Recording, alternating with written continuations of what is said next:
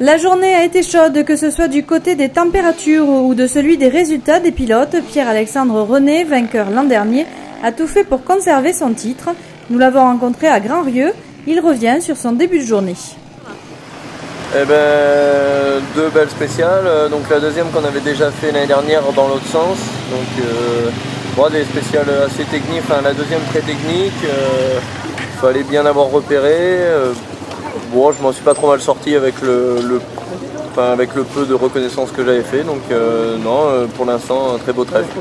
Alors David Marquiran nous disait que les premières spéciales sont décisives pour le classement. Comment vous vous sentez ? Ouais, je pense que ce soir, on aura déjà un bel aperçu même si après 3 jours c'est long, mais ce sera déjà très important d'être bien ce soir. Et là, vous pensez arriver à conserver votre titre ? Je vais essayer maintenant, c'est pas l'objectif principal, je m'amuse et puis on verra. A noter qu'à l'issue de cette première journée, Pierre-Alexandre René termine 3e.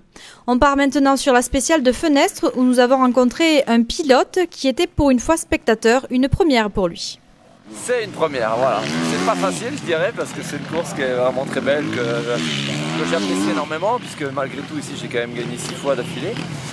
Et puis c'est toujours aussi beau, ça donne toujours envie, mais bon, je suis venu encourager les copains quand même cette fois-ci. Je pouvais pas rester chez moi dans mon canapé. Alors expliquez-nous un petit peu justement le pourquoi on vous voit pas en selle. Mais en fait, il y a beaucoup de changements de mon côté. Je vais repartir, on va dire, et je prépare le Dakar, tout simplement. Et en fait, je vais changer de marque, je vais retrouver ma famille, celle de Yamaha. Donc voilà, donc aujourd'hui on est en plein petit réglage et c'était un peu trop tôt, on va dire, pour que je puisse rouler sur le trèfle dans des bonnes conditions. Qu'est-ce que vous avez pensé de ce que vous avez vu là ? Vous avez un pronostic du coup ? Le pronostic, j'ai vu qu'il y avait des grosses différences de pilotage déjà, mais malgré tout ça ne se ressent pas forcément au chrono. Mais je vois qu'il y a beaucoup de nouvelles générations de pilotes qui arrivent, qui apprécient l'épreuve. On voit bien aussi les différences de pilotage, les pilotages qui peuvent être plus efficaces. Mais bon, on voit que chacun donne le maximum et c'est ça qui est essentiel sur cette course, c'est de pouvoir se donner à fond. Cette année, la boue a remplacé l'habituelle poussière, comme nous l'avons constaté sur la spéciale du Camp de la Roche.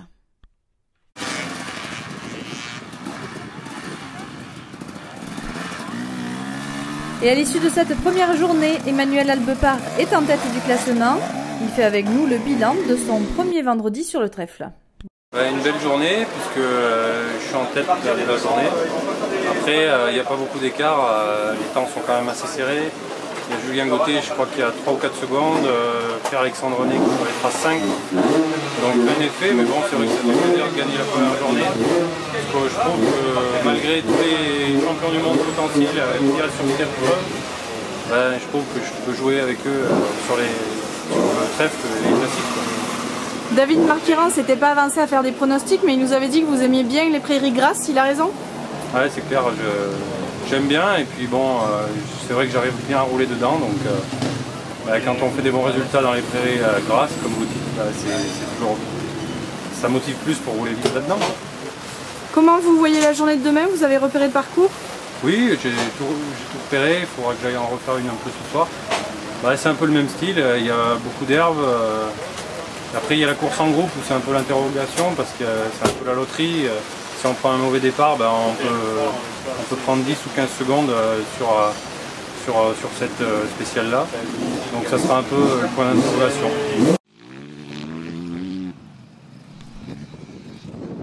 Et la suite du classement provisoire, c'est Julien Gauthier en 2e position, Pierre-Alexandre René en 3e, donc suivi de Christophe Nambotin, Fabien Planet et Rodrigue Tin, heureux de son résultat. Journée positive, j'ai fait des bonnes spéciales d'entrée ce matin. Fin de journée, je suis 5e. Dommage, j'ai fait une petite erreur dans la dernière spéciale, je suis tombé, j'ai perdu une dizaine de secondes. Le week-end est encore long. Voilà, mais pour une première journée, dans les 5 premiers, c'est ce que je voulais. Comment vous imaginez la journée de demain ? Je sais pas, ça dépend de la météo, quoi. J'espère qu'il va pas pleuvoir parce que sinon ça va être difficile. Demain, pareil qu'aujourd'hui, attaquer, essayer de pas faire trop d'erreurs. Et pareil, être dans les 5 premiers en fin de journée. Là ça se joue à une poignée de secondes pour l'instant, qu'est-ce qui fait la différence ? Déjà, j'ai un gros numéro, alors c'est vraiment difficile dans les spéciales parce que la terre est déjà remuée. je pars dans... Pour faire des bons chronos, il faut partir dans les 5 premiers. Moi, je pars 17e, donc c'est délicat, c'est assez difficile. Mais bon, il faut faire avec. Et puis aussi, les 450 sont rapides par rapport à ma 250. Mais voilà, je suis content. J'ai fait vraiment une bonne journée. Je me suis bien senti sur la moto. Votre spéciale préférée aujourd'hui, ça a été laquelle? Voilà, les 2 premières étaient bien. La première spéciale en ligne dans les bois, c'était rapide, c'était bien plaisant.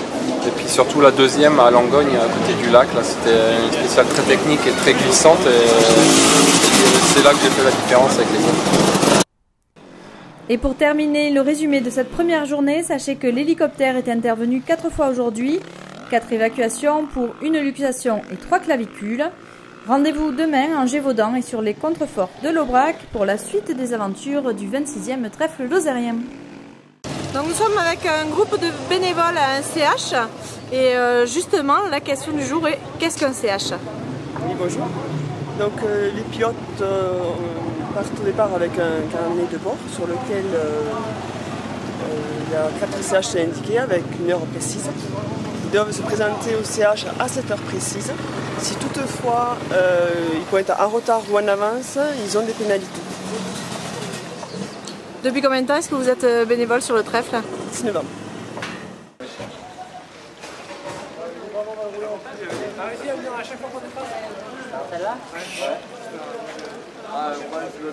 Le dernier, la montre, n'importe quoi. Personne ne devrait repérer.